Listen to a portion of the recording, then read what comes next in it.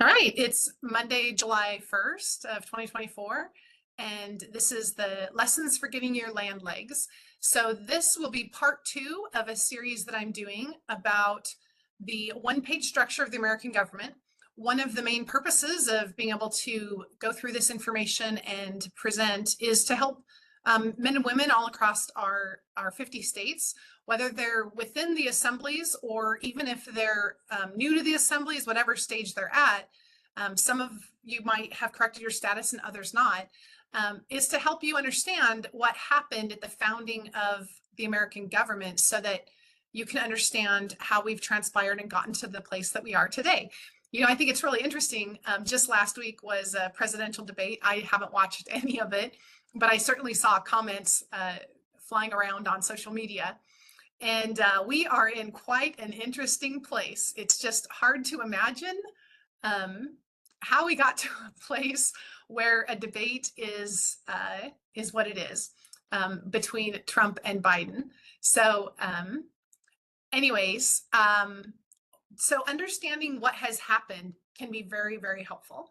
And I pointed out last week in part 1 how this all grew out of our Declaration of Independence, and that we fought for our sovereignty and to be freed up once and for all from the British. But through the course of peace treaties, as the war carried on and ended, and we were constructing our state governments, which is also the stage that we're at now, is they were able to come to some peace treaties, and as a result of the peace treaties, there were some contracts coming from that, and those contracts were called constitutions. It's a type of a contract. It's where we, the people, wanted to hire some people, some businesses that would perform government services for us.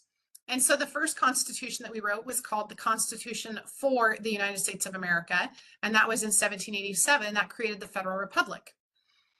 Understanding also that there's a delegation of power that happens where it's a descending thing here is important, because then if we look at this subcontractor, this subcontractor was called not the United States of America, but just there's a business entity without the word the called United States of America. And that's a democracy. And this component really being at the forefront in what we actually see is why they keep talking about America or the United States being a democracy. So this is the contract here that's called the Constitution. This contract is called the Constitution of United States of America. So it's very similar to the first Constitution. It came 2 years later. It was with our British subcontractors, and it has the preposition of, not for. And the third Constitution was an agreement that we had with the papal municipal government, or the government subcontractor, and it was for a business called United States. And so it wasn't the United States, it was, the name of the business was United States, and that was in 1790. So we've got 1787, 1789, and 1790. And that form of government or government service contractor was called a plenary oligarchy. It was a theocracy. And that one was called the Constitution of, so the preposition is of, and then it's United States. Again, the business entity was called United States. So of course the Constitution was the Constitution of the United States. So you can see how the name of the business organization, this one is States of America. So the first Constitution is the Constitution for the United, and then here we have the name States of America. And the Constitution of the, and then we have the name of the business, United States of America. And the Constitution of the, and the name of the business is United States. And each of these were in a separate jurisdiction. We have the land jurisdiction, the sea jurisdiction, and the air jurisdiction. So one of the things I like to do is I've actually, when I first became aware of this, this was a document that, or a chart that was available. And what I really liked about this is it has less information on it. And I use the highlighter to highlight different things. For example, the Union was called the United States, and that was the Union of States. These are the original colonies that became states, that are states, and they are the ones that declared independence, the original 13. And then within 3 months, they knew that if they didn't bind together and they chose to delegate some of their powers or do a power sharing with, that they would go ahead and hold certain powers in international jurisdiction. This is the international land and sea jurisdiction. That information is provided on this more extensive chart. You can see international land and sea jurisdiction. The nice thing about this chart is that it's more informative, but it can be overwhelming and confusing. Whereas this one is a little bit more basic and it's less overwhelming and it keeps it simpler. You can see that this was called the Union of States. That was the United States, with the being part of the title, capital T. And then there was the United States of America, and that was called the Federation of States. And this was formed a few months after the actual declaration, the original declaration. This says September 1776. You can go back and read Anna's articles about things that were happening in 1776. I believe this probably should say July 4th. I'm trying to remember what they say on this chart. They just give the year, they don't give the month. So here we have these two forming, and this is the land and soil jurisdiction. This is more like the soil jurisdiction. This is the land jurisdiction. And these are the two formations. Over here, we think more of people and counties, lowercase p people, private persons. This is like you when you get in your car and drive to the store or travel to the store for milk, or when you're at home and you're reading books to your kids or making meals or whatever it is. You might have a private business or something like that. This is more when we come together and we use a capital P for the lawful person. We've been told to be aware of the word person. And so sometimes we don't realize that we actually have a lawful person. Historically, it's my understanding that biblically, the word person kind of indicated that someone's wearing a mask.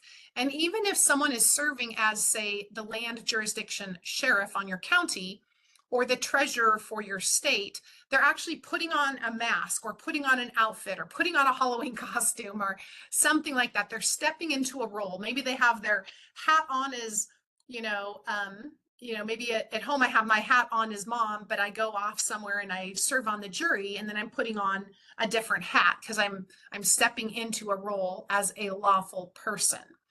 And so this is really just when we're all dressed down and maybe we're wearing our sweats at home or something. I mean, I'm kind of exaggerating there. I'm just kind of drawing a picture in your mind.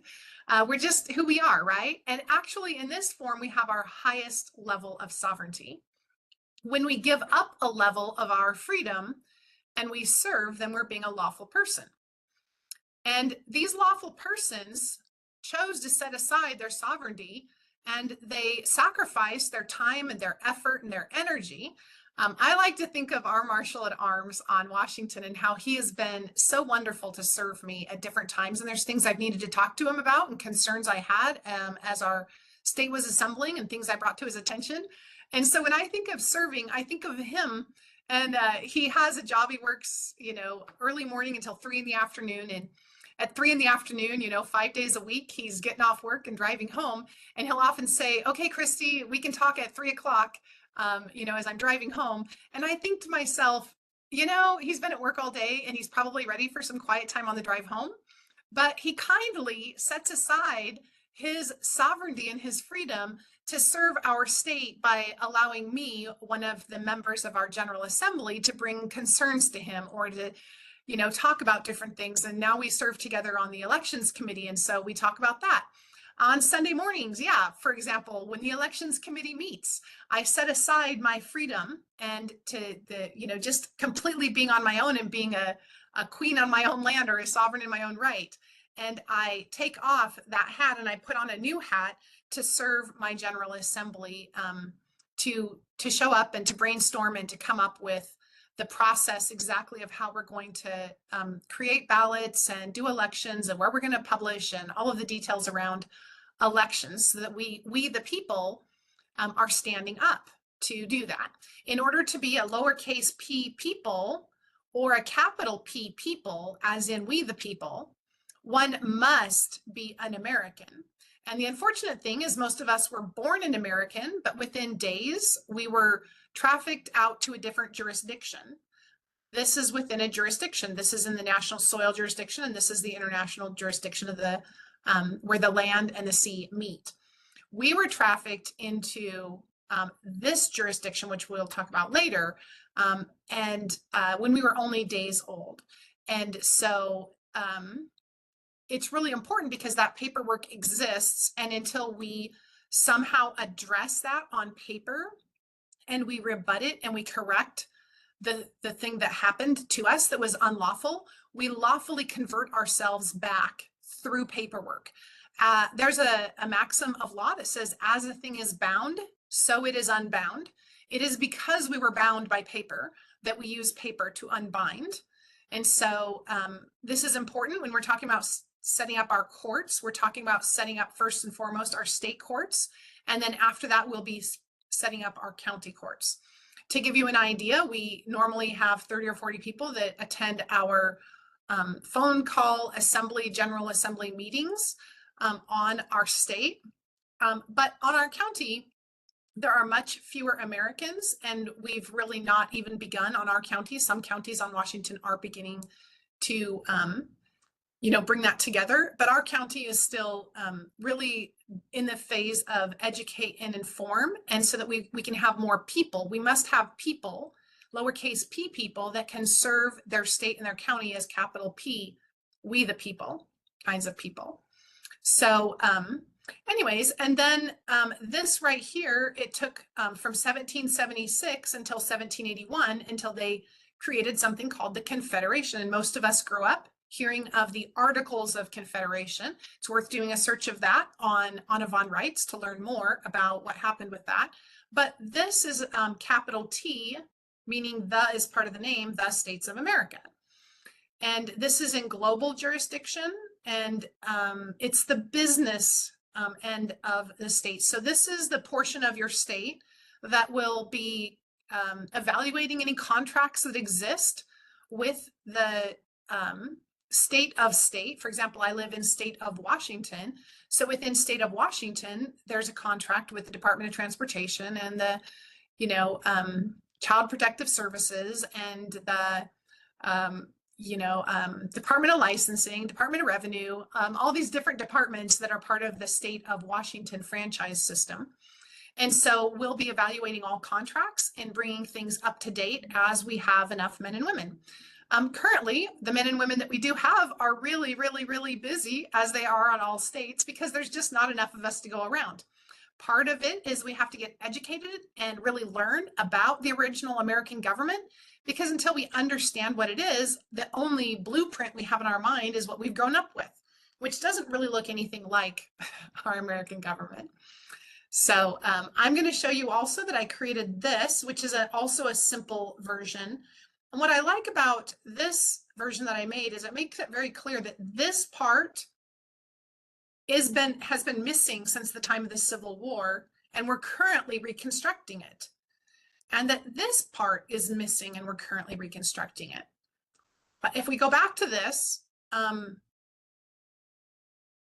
just going to point out that this portion, this is the International Business Assembly, was the group that got together to create contracts called constitutions. And so these have to be state citizens. They must be capital P people. And if you look at the constitutions, you'll notice that we the people, the P is capitalized. And then coming down here, we have the Constitution for the United States of America, as I earlier explained. I want to share with you that I also have this. I'm going to figure out a way to put these in a folder. Those who are already have corrected your political status, I'll be adding these to the document management server so that there's a location where you can access these. And what I've done with this one is simply take the one-page structure, which was right here, that's on the TASA website, And I simply put it in a different version. If anyone has ever seen the Granabites or the videos by Anna, where she walks through the nesting boxes, this is that idea, that each one of these is like a little nesting box that would be inside the other. And if you notice, we actually have the teeny tiny little itty bitty box over here that's the papal municipal. And in reality, in the world, it's actually this box that's running everything. And there was an attempt by these two to conspire against the Americans. They were the ones that took out these two portions, and the Union and the Federation have always existed. Not that they were, large or, numerous in the number of people, but they've always existed and they've always been there, even if nobody really knew about them and they didn't put them in our history books and things like that as we were growing up. So we're working on reconstructing this. And then from here, once we have enough states, I don't really know exactly what that looks like because Anna hasn't given us that information yet. Then we'll begin to consider what we want to do about these federal contracts. The word federal means contract back in the 1700s. And so the federal government means the contract government. And what kind of contract did they have? They had a contract called a constitution. So then you'll notice in the yellow boxes, it talks about the document that would have been important. And then it has some dates here and then the names of the constitution. So some people might prefer this version because it might help them understand a different side of it or something. And then over here, I put the national soil jurisdiction, and the nation state is Washington with the lowercase w, although styling conventions have changed. And so we would currently do a capital W. Over here, the nation state for Washington state would have been a capital W. The state of state would have been called the being part of it. That means there's only one, the one and only, the state of Washington. Now, what was created at the time of the Civil War was a different kind of entity. It was an incorporated entity that became State of Washington Incorporated. And you just didn't know that it was slightly different. And this one has the in the name, and that is within the Confederation. But the name of the Federal Republic state of state would have been State of Washington, and it wouldn't have the as part of the name. And it would not have been incorporated. It would have been a structure called corporate. You can read more about that in the General Assembly Handbook. There's information specifically on corporate versus incorporated and the different kinds of entities. And then this just would have been the sea jurisdiction. I created blue because of that. And I was trying to think of what to do with the air jurisdiction. I guess it could be white, but I made it gray. So then this is really the different political status. So when we say we're correcting our political status, what they did is they took us from being a people and they turned us into a person, employee of the government. We're volunteer employees. And so they turned us into these kind of persons over here. Currently, there are none of these persons right here, the United States citizens, federal legal persons.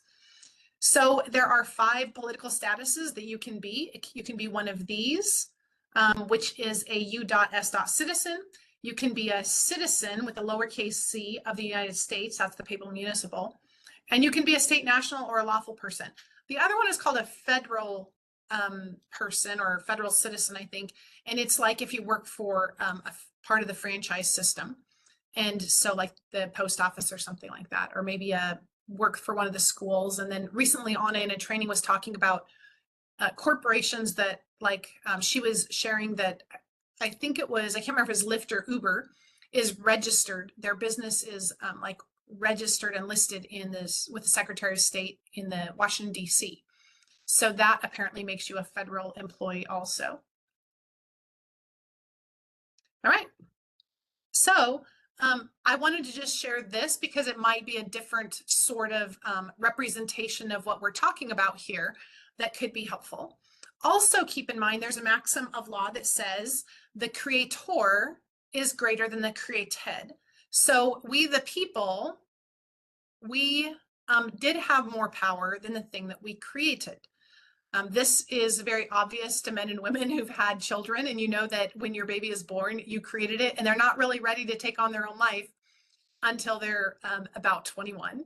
And the American government considers sons and daughters ready to become full-fledged, in their adult capacity. I'm not sure what the right word for that is, but they are ready when they're 21. The federal government considers 18 the age of maturity. So great. I'm going to go on to this. Because of my background in learning about classical education, one of the things I learned about in how to learn information is that if we can create some kind of a structure, which is why I'm so fond of something like this or something like this or something like this. If we can create a structure like this, we can sort of like hang information off of each peg. This is called a memory peg. And if you can create a memory peg that says 1787 and one for 1789 and 1790, and then you can attach additional information to it. For example, 1787 is when the Constitution for the lowercase u, that just means it's the adjective describing states of America. That's when that came about. And then it was doing business as States of America, which was a federal republic. And the federal legal person would be here, and this would be called a United States citizen. That would be the political status. But the important thing to remember is that remember how we don't really have this whole pillar here, this whole segment called the Federal Republic. That means that we don't have any United States citizens. Spelled out like that. So sometimes you'll hear people refer to United States citizen, and we don't actually have any of those because we don't have any employees that are working for the subcontractor called States of America. That's the name of the business. The business was called States of America. And if you, back in the day, if you worked for this called States of America, that business, then you were called a United States citizen. They decided, these other two jurisdictions, that they were going to consider us voluntary citizens, voluntary employees. So if we go to 1789, what's really important to hang right here is that this is the British territorial component. This is our agreement with the British for the high seas and navigable inland waterways. And the Constitution written for this purpose was the Constitution. It wasn't for, it was of the, and then we have a capital U because we're not using United as an adjective here. It's actually part of the name of the business. The business that we made this agreement with was called United States of America. And so it was doing business as, and I put the over here in parentheses and quotes, because it was really called United States of America.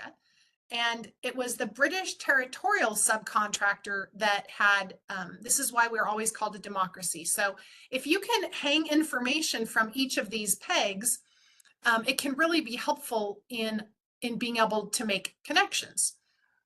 And then here, this federal legal person is called a U.S., a U.S.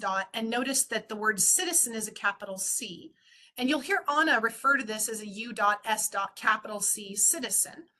And this looks, whenever this name is written out, whenever they're referring to your federal legal person name, like if you receive some kind of mail. Now, mail is government to government. So if there is a quote unquote government service corporation sending mail to your name that's a franchise of that government service corporation, then it's going to look exactly like your lawful person name, which for me is going to be Christy Marie, and then it's going to be the surname Leeper. And so when I receive mail from the Secretary of State that looks just like what they taught me to print in kindergarten with a capital K and then the lowercase R-I-S-T-I and do that with the whole rest of the name, I know that they're referring to me as a British territorial U.S. capital C citizen. And then over here, if we have a memory peg that's 1790 and we put with it the Constitution of the United States, doing business as, and the name of this business was United States. And this was the papal municipal subcontractor. And so there was the federal legal person. And you'll notice that when the word person appears right here, it's the all capital letter person. And so what they do here is this is your all caps name. Many times when you're listening to BitChute and YouTube videos and, Rumble and whatever else, you'll hear things that sound a lot like what we're talking about, but we know they're not really talking about the same thing because we start picking up on little clues where they only reference things that have to do with this, the papal municipal government and the all caps name, the straw man name, and these kind of things. But they don't actually refer to your legal person name and tell you that the name that you learned to write in kindergarten is actually another trust that they created, that there are multiple trusts. So they fail to give full disclosure and they give partial disclosure. One of the most deceptive ways to lie is to give you partial information without the full information. That's why it's very important in contracting that someone provide full disclosure. It's the failure to provide full disclosure that is very, very tricksy. I wanted to mention that over here, this type of a legal person, Anna refers to this as a lowercase c citizen of the United States because this is the 14th Amendment citizen and this is a slave. I hear someone has a hot mic and I don't know who it is. It's not showing up on my screen, so I can't tell. But anyways, I wanted to just share that with you. And then from there, you can continue to connect additional information that can be helpful. So we can call this one, we can think, oh yeah, 1787, that's the Federal Republic. Over here, 1789 is the British territorial subcontractor, and the papal municipal subcontractor is the 1790. And here, these are United States citizens, as I pointed out, and they're employees. They're employees that work for a business called, back in the day, States of America. We know that they took that out at the time of the Civil War because they didn't want there to be a federal republic to stop them from the criminality that they had planned. There are currently no United States citizens, and this federal republic is actually when the constitutions were written, and really what that was an agreement to pay for services. This is the contractor, our own American people, our own American business that received the bulk of the responsibilities that needed to be hired out.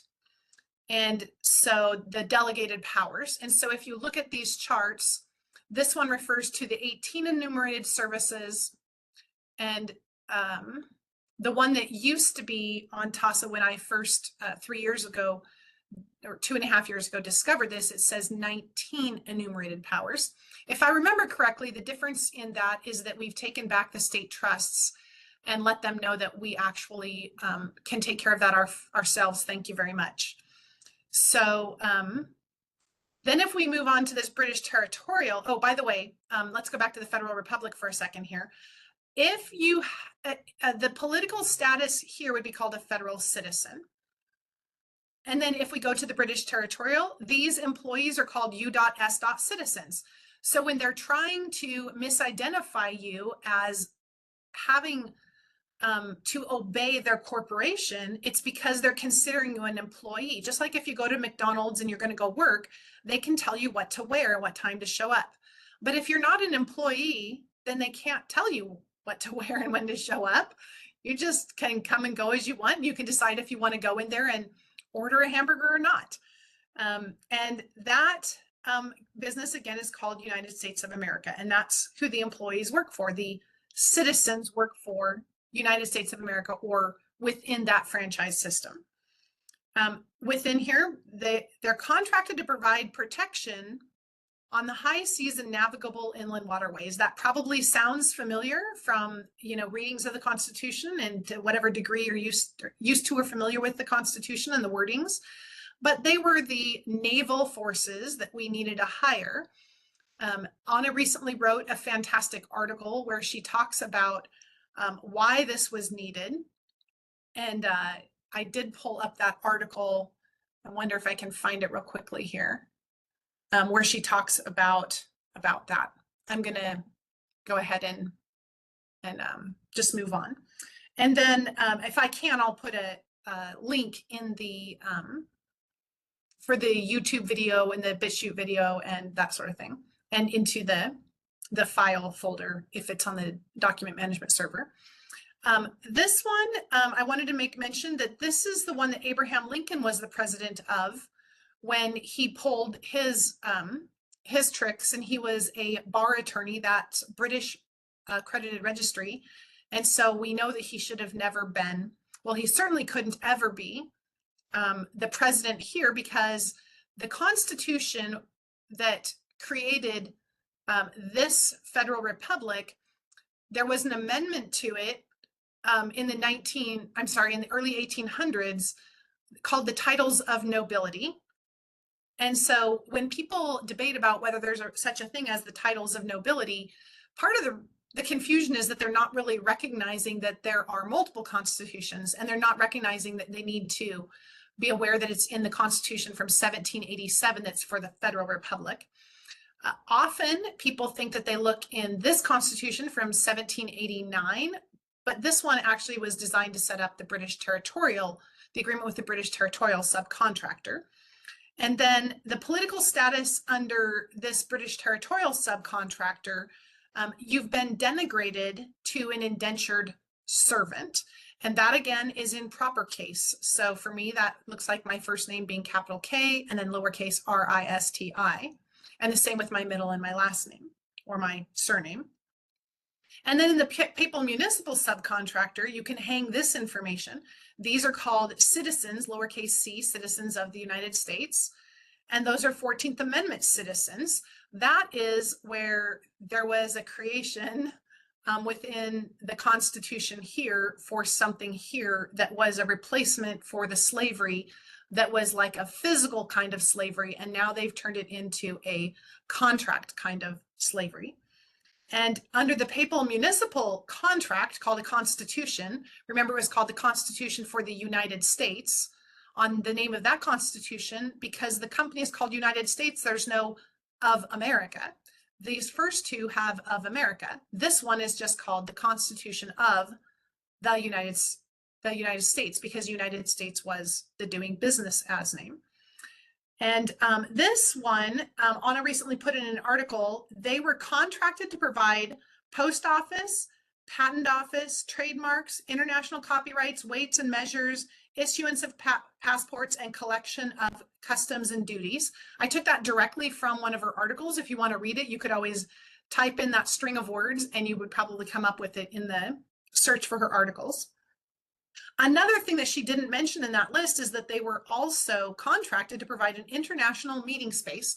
When we talk about the international meeting space, what we're talking about is, we're not talking about like France and Germany and America and Japan getting together. International meeting meant Pennsylvania and New York and Georgia, right? It meant the colonies that became states that are now states, and they're each nation states.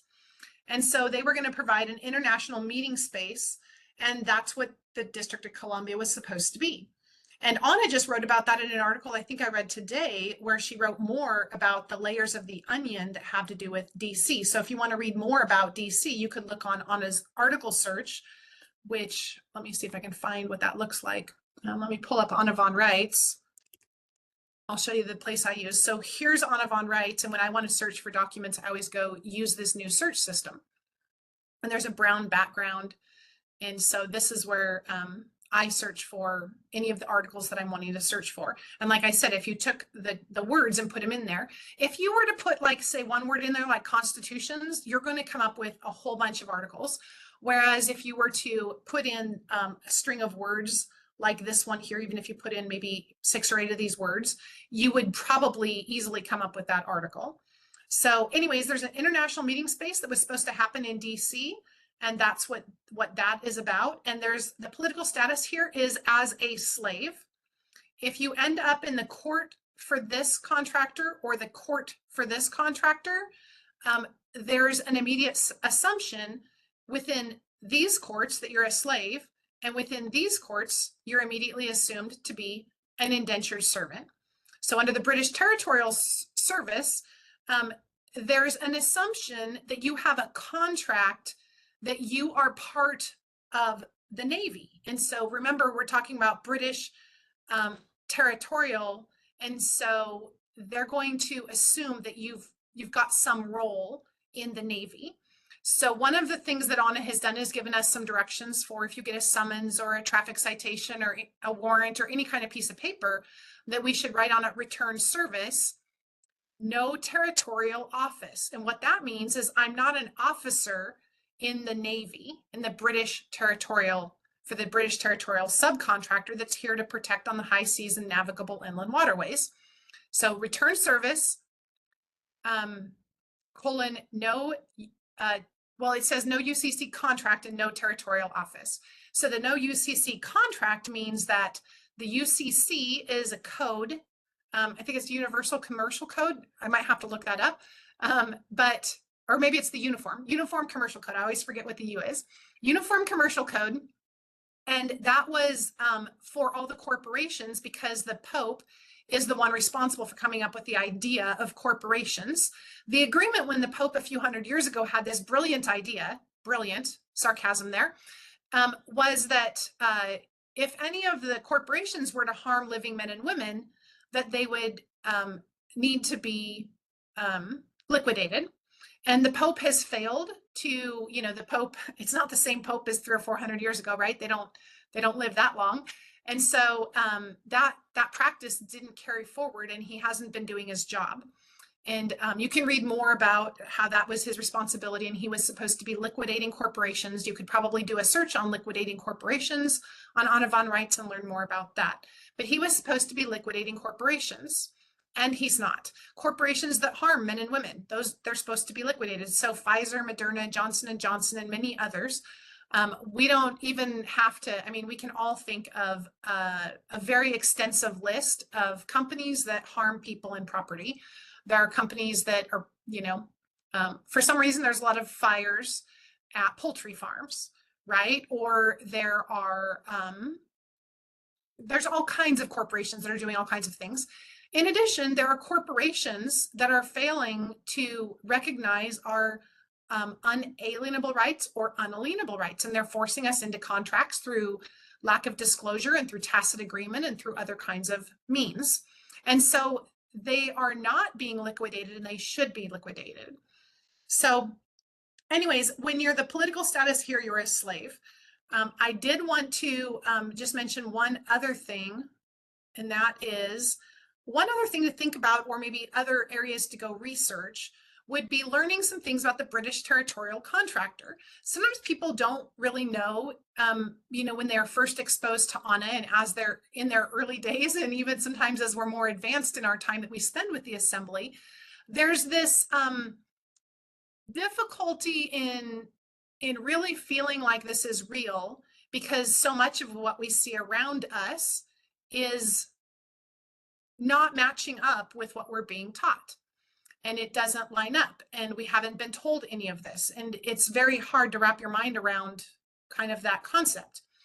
And so I like to provide and encourage people to go do their own research. I don't think that anyone should believe me about this information. I think you should pursue the information on your own. I believe that biblically it says it's for those who have eyes to see and ears to hear. And I don't think that just applies to just the things that are biblical. What I've found in life is that I have to take my eyes and I must go see, and I must open my ears and I must hear, and I must evaluate, and I must develop my critical thinking abilities, and I must really recognize that perhaps there are people who do conspire and who do commit crimes and who maybe haven't told the whole truth and all of those kind of things. And I think those of us who have ended up here are probably in a place where we recognize that maybe we haven't been told the whole truth.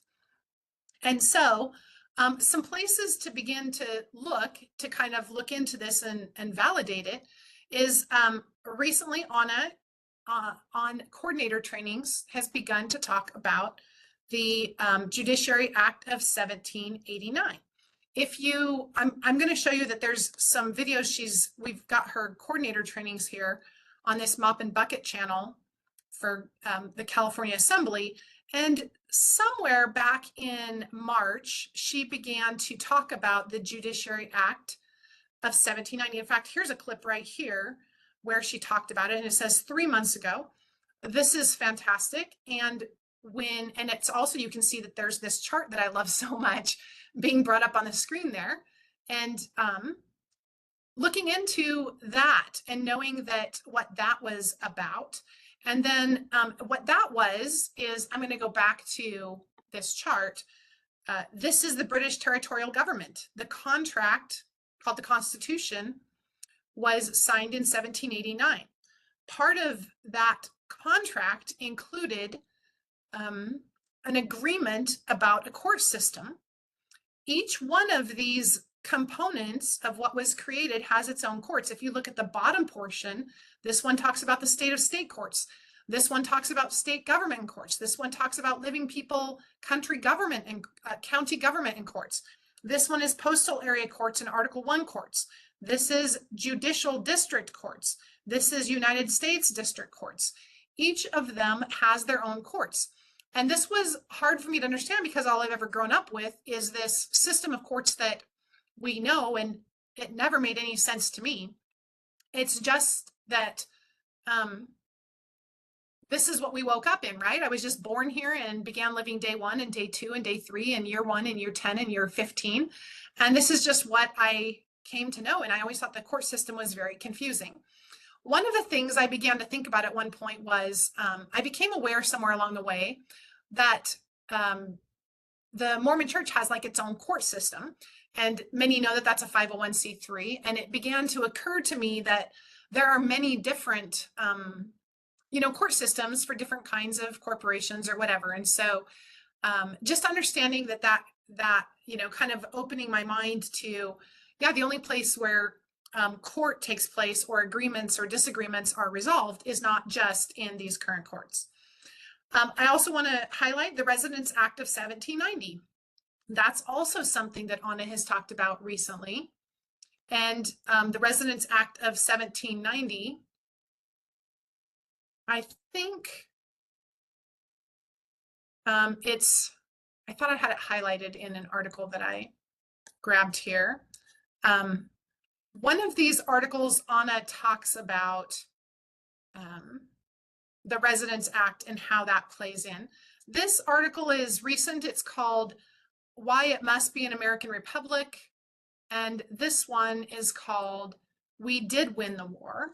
And I do think, yes, this is the one that I highlighted. And so if you come to We Did Win the War, and for anyone who might not be aware of it, let me see, the number on this one is 4895. And it talks about British citizens could remain in this country, right? Because we won the land and soil as the Americans at the end of the Revolutionary War.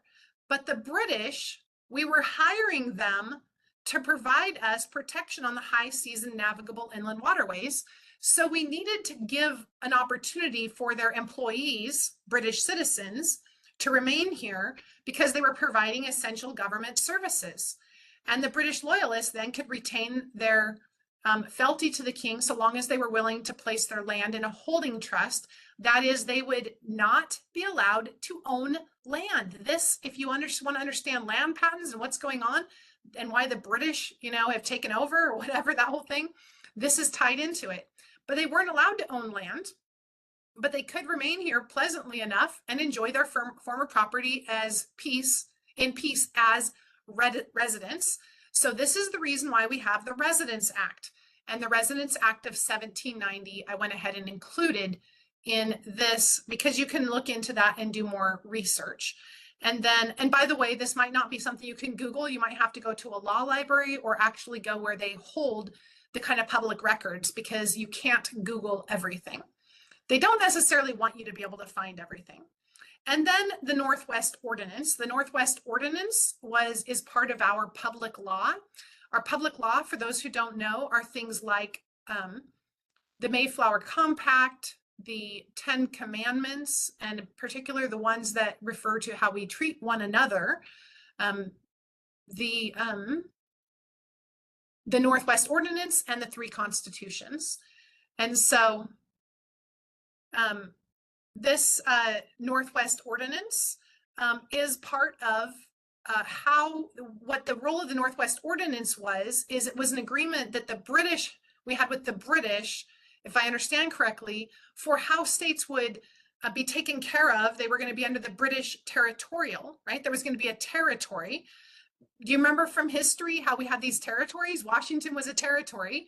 There was the, I don't remember the names. I could look it up for you guys on a map, but there were all these different territories. And the Northwest Ordinance was property that was northwest of the Ohio River, if I remember correctly. And it was called the Northwest Ordinance. And how are we going to add those? So what would happen was the British would provide these governmental services, right? They were the naval, they were kind of like these military forces, and they would kind of keep order while the men and women on the land were going through the process that we're going through right now. They were constructing their state governments. They were trying to figure out how are we going to do elections and who are all of our Americans, and they were deciding how are we going to form our courts exactly, and how are we going to find our jurors, and how are we going to decide who's on the jury, and you know, how are we going to who's going to be sheriff, or you know, all of the things that we have to decide. Anyways, while they were standing up their states, the British territorial subcontractors would help with that process. Once the state was ready, then they could apply for full statehood. 34 states had received full statehood before the quote unquote Civil War, which wasn't actually a war. It's a mercenary conflict, as Anna has taught us. And in that time, then all of the other states were turned into corporate states, because that's what the British territorial government was doing. And those states have been waiting to become full-fledged states, receiving full statehood. And on October 1st, 2020, really recent in history, less than 4 years ago, in the assembling process, we had to have 2 men and women on each state. It's my understanding that North Dakota was the last one to have both, two people that have done their paperwork. You and I know what it means to do our TASA paperwork. And they had to do their paperwork. At that time, they had to do all the 928s. And they had to be Americans, because only Americans can reconstruct the American government. So we had men and women that way before you and I even knew about this were trailblazing and leading the way. And they were reconstructing our states. And one of the first things that they needed to do was vote that the 16 additional states could be included and invited into full statehood. So Washington and many others, Washington State and many others became states. I'm from Washington, so that's why I mentioned that. And anyways, so I wanted to mention these 3 things. There are so many things you can look into to prove this out for yourself. You don't need to trust me. You don't have to trust Anna. You can go start digging it up. One of the things that is important to recognize is that this is how I approached it, and you can do it in a way that suits you. But I needed to dig in and prove to myself that it really was there. One thing that you can look into is the Cesta QV Act of 1666. Yes, that was in London, but remember, the British are a very important part of our history. So they brought that over and they began to apply it at that time. They began to apply it at the time after the Civil War. They actually really brought that in with much greater acceleration, and they began converting Americans into US citizens using that, I believe at the Towner-Shepard Act, like 1920 or 1922. Anyways, those are the things that I wanted to just cover today, and so that you can have a little bit of a background and explanation, and continue to create these memory pegs for yourself, so that as you're trying to learn from the things that Anna's teaching, and as we're trying to reconstruct the government, what does it even mean to reconstruct a government? You know, does that mean building buildings with fancy pillars?